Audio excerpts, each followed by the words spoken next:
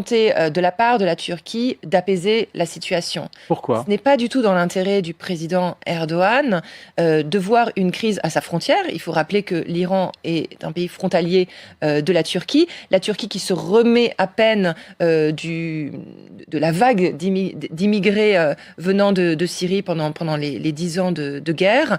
Et en fait, ce que craint avant tout, je pense, le président Erdogan, c'est de voir arriver des dizaines de milliers d'Iraniens sur son territoire à un moment donné où il sait qu'il est disputé politiquement en interne, qu'il fait face à une crise économique sans précédent. Donc c'est dans son intérêt, en effet, parce que Erdogan a toujours en tête la question politique. C'est dans son intérêt de réclamer une sorte d'apaisement.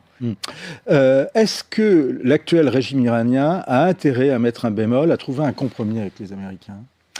Ça, c'est une grande question. Je pense que, in fine, le rêve des Iraniens a toujours été un jour d'être traités d'égal à égal par les Américains. Et ils l'ont bien prouvé, même pendant toutes ces longues années de négociations sur le nucléaire. Ils ont bien prouvé aux Européens que ce qu'ils attendaient, c'était une négociation en direct avec les Américains. Négociation, il faut le rappeler, qui avait abouti.